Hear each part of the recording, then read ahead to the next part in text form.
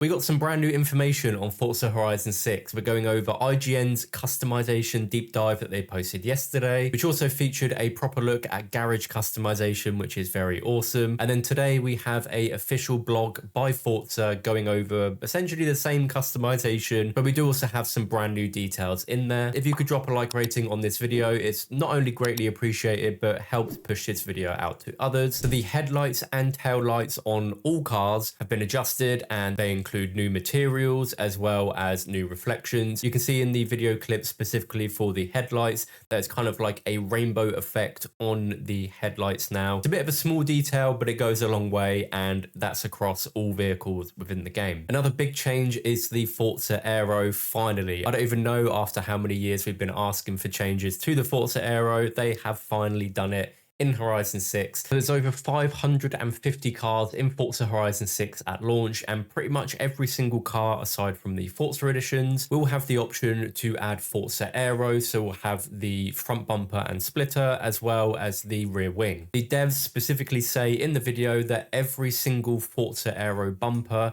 has been molded to each individual car. So no more do we just have the same piece that applies to every single car and looks a bit out of place and weird. As for the rear wing, we do see an example of it on the GR86. It honestly looks so much better than what we had before, but a lot of people have pointed out that this won't go along with every single car if it's going to look like that, which I completely agree with. I wish they showed us more examples of the rear wing instead of just showing us on one car. It's not really the best example, but we did see in the Dev Direct on the old Civic that it had the Forza Aero on the front and the back. And I believe that rear wing is an example of a different one for hatchbacks. Either way, it's a pretty good change that people have been asking for, and I really do hope that we get more examples of what the Aero might look like on different cars going forward, so fingers crossed. They've added 100 new rims into the game. We don't know exactly what ones they are yet, but they've just said they've added 100 rims, so great. K-cars will feature motorbike engine swaps, which is very, very cool. And there's also some really nice attention to detail, but K-cars specifically have yellow license plates.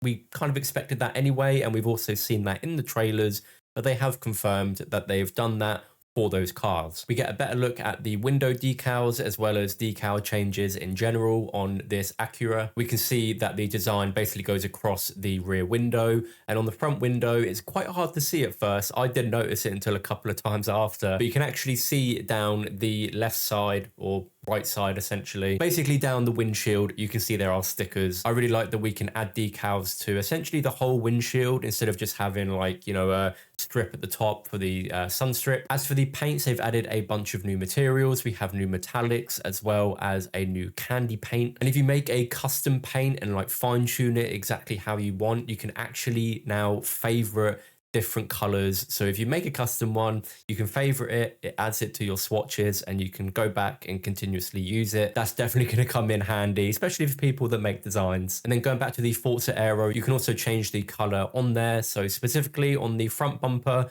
you can finally change the color of the tow hook from that red, which will probably mismatch a lot of your builds.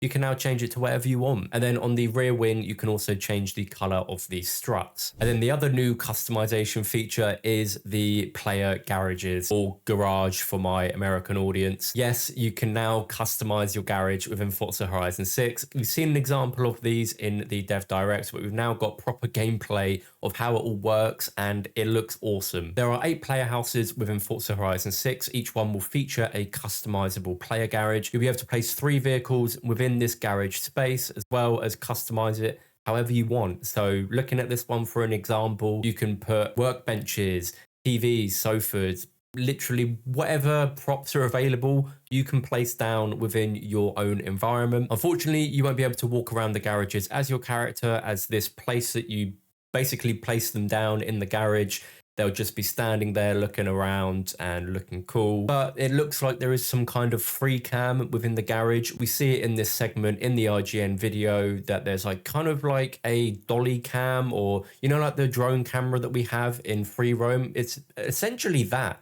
what it looks like.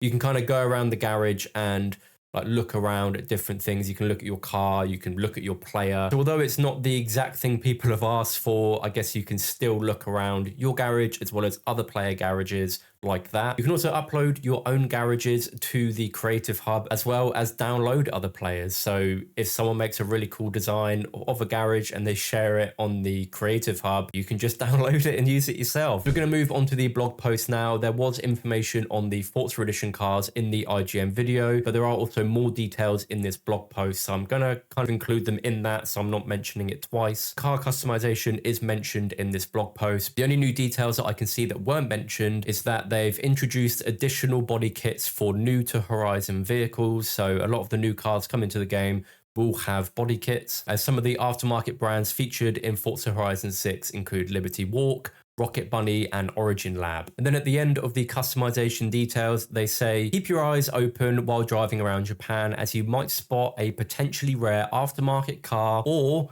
receive a clue for an abandoned barn find or treasure car. Now, barn finds and aftermarket cars we did know about, treasure cars we didn't. Hopefully we get some information on that in here. So recently we also saw an example of a aftermarket car, being the 2003 Honda S2000. They do say in the blog post that it will be one of the aftermarket cars we can find in the world, and it features a Rocket Bunny kit. There is also two more examples, with the 1993 AutoZam AZ1 upgraded with Mazda Speed parts, and the 2015 McLaren 570S Coupe equipped with Duke Dynamics modifications. So these cars can be found all around the world of Forza Horizon 6. You'll find some of them to help you out specifically with the Horizon Festival campaign, which will kind of match the PI of the car to where you're at with your different level of wristband. You'll also find a lot of them outside the time attack circuits on the map. All right, so we do have some information on the treasure cars. So inspired by the many iconic Japanese cars that have been left abandoned, they are found purely by exploring, and you'll need to use the photo provided to figure out exactly where these cars are. When you find a treasure car, you can either restore it straight away or send it to your garage. And some examples of these are the 1991 Nissan Figaro, the 1985 Nissan Safari Turbo, and the 1969 Dodge Charger RT. Barn finds also make their return with clues for these rustic cars given to you as you collect stamps for your collection journal, which is part of the Discover Japan campaign. Going back to the Forza Edition cars, we actually have new information on these in the blog post. So they are special cars that have been fitted with extreme modifications. So aside from the three that we saw in the IGN video, we also have the Forza Edition LFA, which was mentioned in the Dev Direct. And then in this blog post, we also have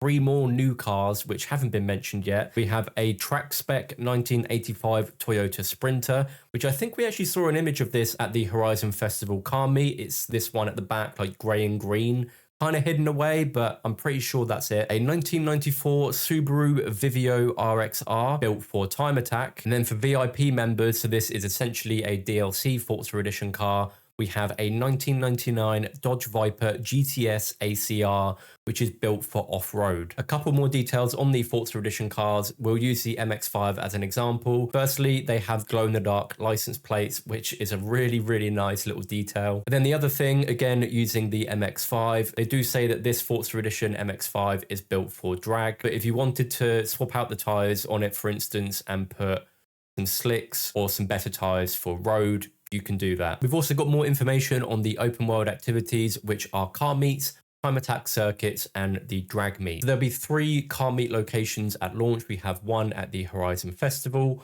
one at the Daikoku parking area, then we have one up in the Alps region, so the snowy area. But they do also say in here that they'll be adding new temporary car meets throughout the live program on the festival playlist. So not only does that confirm more car meets to be added to Forza Horizon 6 post-launch, that also confirms that the festival playlist is returning, which for me, I'm not really a huge fan of the festival playlist. I find it quite boring, jumping on for half an hour to unlock a new car every week. Look, it gives us free content. I can't complain at that at all. I really hope that they change up how the festival playlist works in Horizon 6. But to those of you that do like the festival playlist, it's back. At car meet locations, you'll be able to download tunes and liveries that have been shared. You can even buy a stock version of the cars that you'll see at the car meets from the auto show. So if someone's driving a DLC car or, you know, exclusive car at the car meet, you won't be able to buy that one. You'll only be able to get the stock version of it. Players will be standing beside their car, and you can enter a first-person camera on a car-by-car basis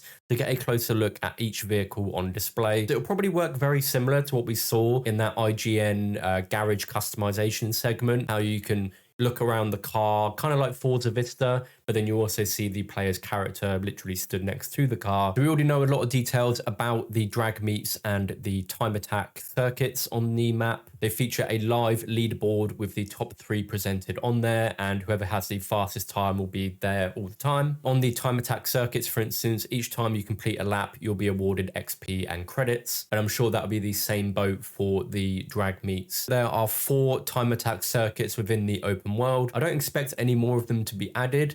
They might do in the festival playlist, just like the car meets. As for the drag strips, there are 3 of them, and they specifically say at launch there will be 3 drag strips, so that means we should expect more of them post-launch. So we've got the festival site 1K, the Irokawa Space Center quarter mile, and the airfield half mile. And that is everything new about the car customization features, the garage customization, and a first look at that, as well as brand new details on the game in general. As always, thank you for watching, and until next time, peace.